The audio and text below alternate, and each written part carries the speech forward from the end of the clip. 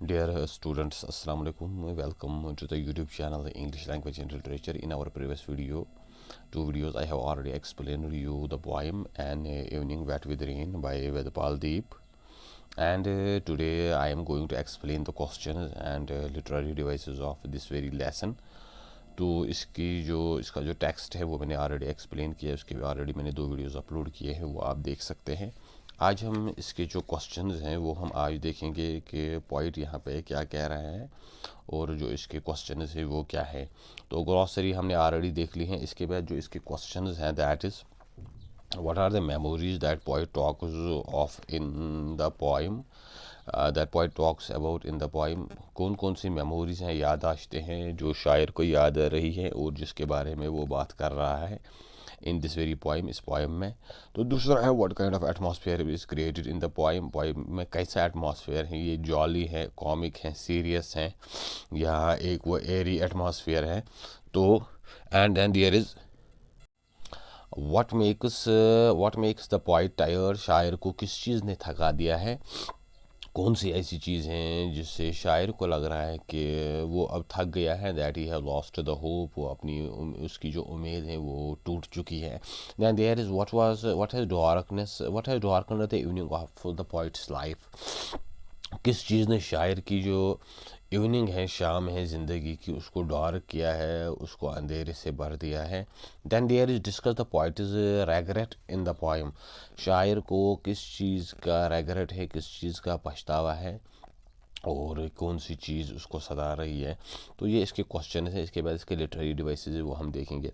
So first of all we will come to the question. सबसे पहले हम question जो है इसके वो देखेंगे कि शायर क्या कह रहा है और शायर क्या कहना चाहता है।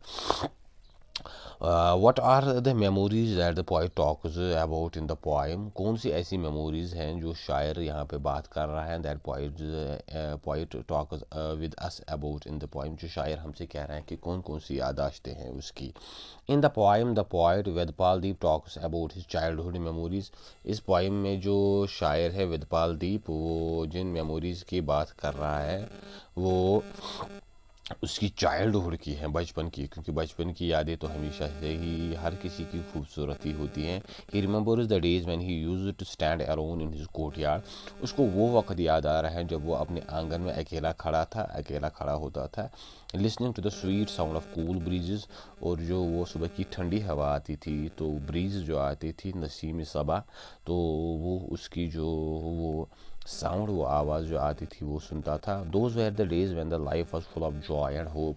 वो उसकी ज़िंदगी का वो हिस्सा था जब ज़िंदगी खुशियों और उम्मीदों से भरी हुई थी, क्योंकि बचपन जो है वो इंसान बिल्कुल वो बेफिक्र होता है और उसको ज़िंदगी की अभी उतनी ज़्यादा समझ नहीं होती हैं, तो ही just एन्जॉयज़ this is childhood.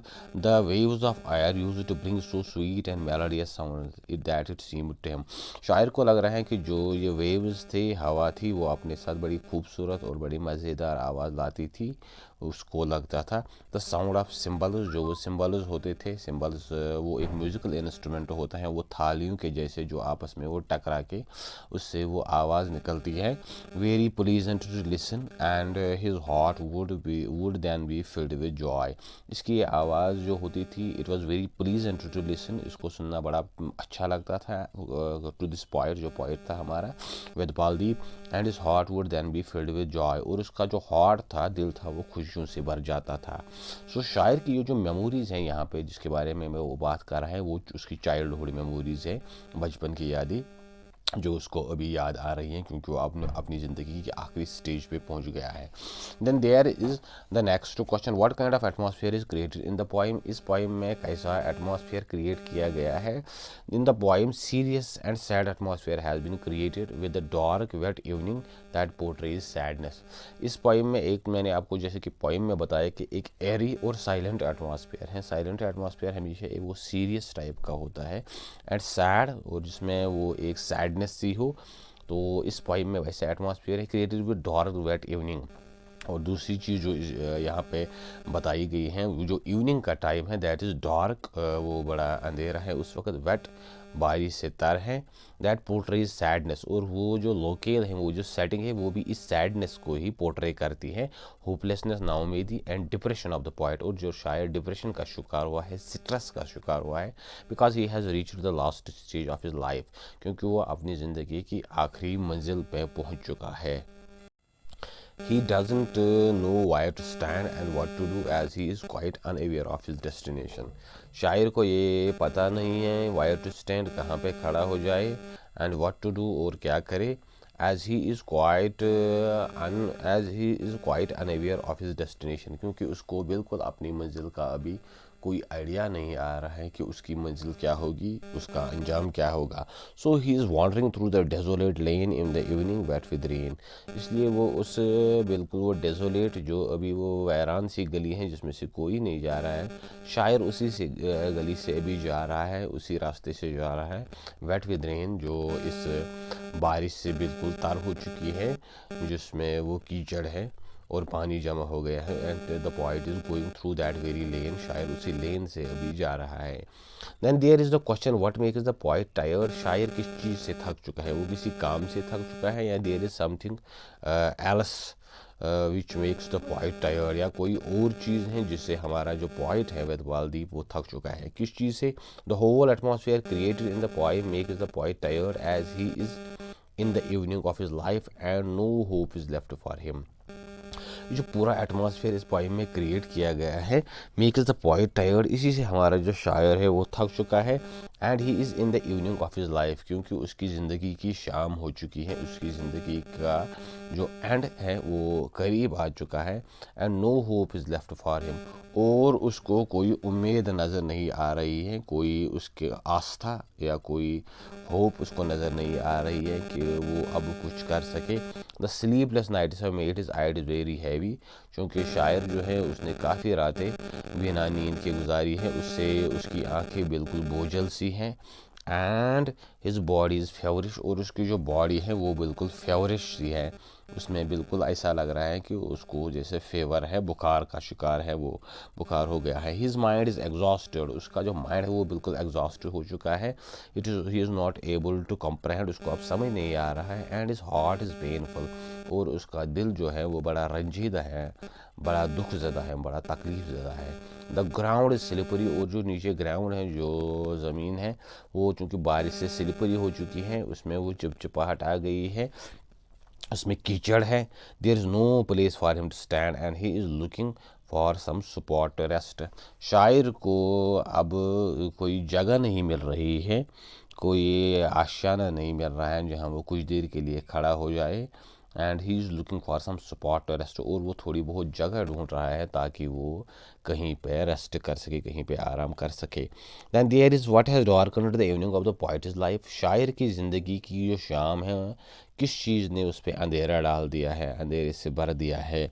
It is the loss of hope that has darkened the evening of poet is life, असल में जो शायर यहाँ पे नाउमीदी का शिकार है, उसी ने उसकी ज़िंदगी को इस अंधेरे के कंबल से बिल्कुल वो कवर किया हुआ है, अंधेरे से भर दिया है। It has rightly been said that hope is the sustenance of life, जैसे कि अक्सर कहा जाता है कि ज़िंदगी का दार मदार उम्मीद पे है, अगर आपकी उम्मीद छूट गई फिर आपको ज़िंदगी में कुछ अच्छा नहीं लगेगा, कुछ खूबसूरत नज़र नहीं आएगा। When there is no hope left in one is life, life becomes dull and full of darkness, जब आपको अपनी ज़िंदगी में कोई उम्मीद और कोई आस्था और कोई आपका जो गोल है, मंजिल है, वो नज़र ना आए, तो आपकी ज़िंदगी बिल्कुल डल, बेमायने और बेसूद सी बन जाती है, एंड फुल ऑफ डार्कनेस, आपको हर तरफ अंधेरा ही अंधेरा नज़र आ रहा है, उम्मीद की कोई किरण नज़र नहीं आती है, and one is desire to live nearly hard to stops, और जो इंसान की ख्वाहिश है ज़िंदा रहने की, कुछ करने की इस दुनिया में, वो ख्वाहिश बिल्कुल एक तरह से हाल्ट हो जाती है, एक तरह से रुक जाती है, फिर इंसान कुछ नहीं कर पाता। The clouds of despair, sadness, depression and hopelessness have gathered in his mind, शायर का जो दिमाग है, जो उसकी रूह है, उसको बिल्कुल वो नाउमेदी, सैडनेस एंड डिप्रेशन, और डिप्रेशन का शिकार हो चुका है, उसको इन चीज़ों ने बिल्कुल घर कर लिया है, घेर दिया है, एंड होपलेसनेस, और बिल्कुल शायर होपलेस हो चुका है, नाउमेद हो चुका है। He has lost all hope have gathered in his mind. ये जो नेगेटिव जो एस्पेक्ट्स हैं शायर के दिमाग में, यही चीज़ें घूम रही है, उससे उसको लग रहा है कि उसकी ज़िंदगी का शाम जो है वो बिल्कुल अंधेरे से घिर चुका है। Then there is discuss the point is regret in the poem. शायर किस चीज़ पे पछता रहा है, शायर को कौन सी चीज़ है जो उसको पछताने पे मजबूर कर रही है। In the poem the poet remember is the days of his childhood. शायर को यहाँ अपना बचपन नज़र आता है, याद आती है। It was a time when life was full of Joy and hope and free from the burdens and responsibilities.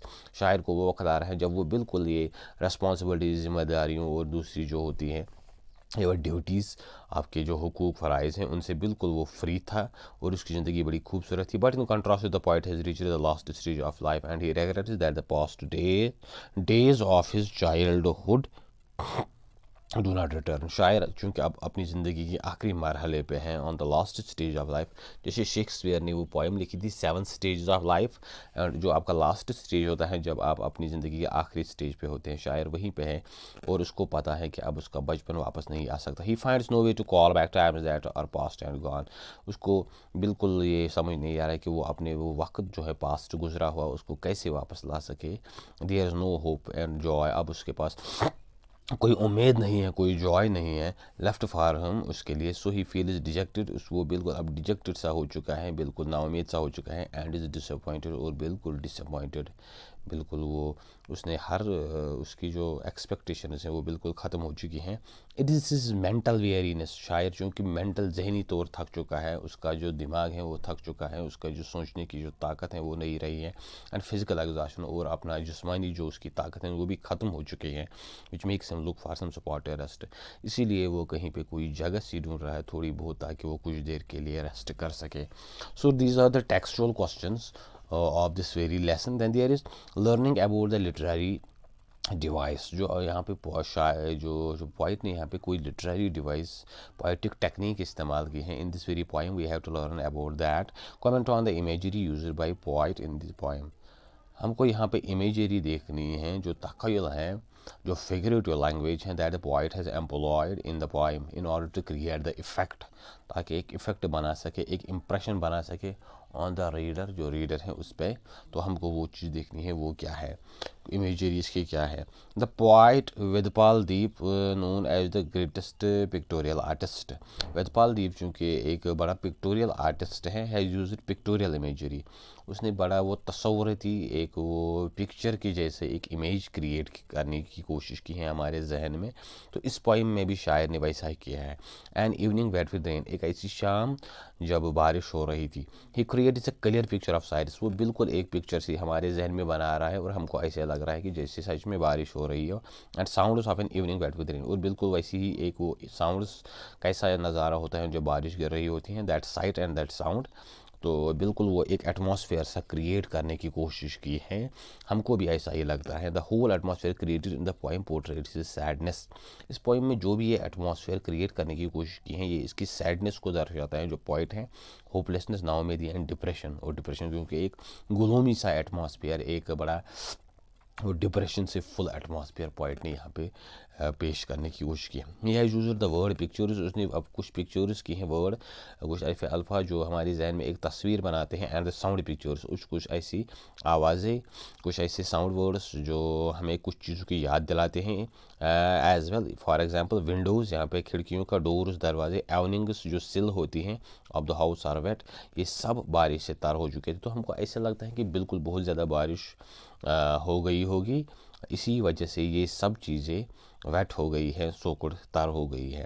And the ground is slippery, और जो वो कह रहा है कि जो ग्राउंड स्लिपरी था, that means due to lot of rain the ground has turn slippery, क्योंकि बारिश बहुत ज़्यादा हुई है इस वजह से ये ग्राउंड स्लिपरी हुई है। तो इस वजह से इस चीज़ से हमारे जहन में एक पिक्चर सी बनती है कि कैसा उस वक्त एटमॉस्फेयर होता है जब बारिश गिर रही होते हैं, जो पॉइंट यहाँ पे क्रिएट करने की कोशिश कर रहा है। That there is the suggested reading. These books have been read by this our syllabus designer to suggest if we can read that. Then this Jewel of Buland and Sunrise by Ved Rahi, ये कोई book है। Then there is wrinkles by Arvind, ये already आपने 8th में शायद पढ़ी है कि 9th में ये पोइम है। Then there is birds of memories by अभी शाप, ये कोई बर्ड्स ऑफ मेमोरीज एक और कोई पोइम्स हैं या कुछ लिटरेरी बुक हैं वो आप यहाँ पे सजेस्ट कर रहा है। And finally there is a quote to remember, एक कोट है यहाँ पे किसी का, memory is the diary that we all carry with us and that is by Oscar Wilde. Memory एक ऐसी डायरी होती है जो हम हर वक्त अपने साथ चलते लेते रहते हैं, अपने साथ कंटिन्यू करते रहते हैं। तो ये ऑस्कर वाइल्ड ने कहा था। ऑस्कर वाइल्ड एक ब्रिटिश पोइट था, मॉडर्निज्म में था, यहाँ जिनको एस्थेटिक्स जो एक ग्रुप था पोइट्स का, तो वो उनसे बिलोंग करता था। Who believe on the art for art से, कि एक ग्रुप था जो आर्ट को खाली आर्ट के लिए, लिटरेचर को लिटरेचर के लिए, फॉर एन्जॉयमेंट फॉर फन के लिए वो बिलीव करते थे कि ये सब चीज़ें हैं। So this was our poem and I hope that you have understood the questions. उम्मीद है आपको क्वेश्चन समझ आए होंगे, जो मैंने यहाँ पे आंसर्स एक्सप्लेन किए वो भी आपको समझ आए होंगे। अगर आपको कुछ कन्फ्यूजन है तो कमेंट में बताइए। बाकी आप चैनल को शेयर करें, सब्सक्राइब करें, व्यू दें और बेल आइकन पे बटन दबाइए। Thank you.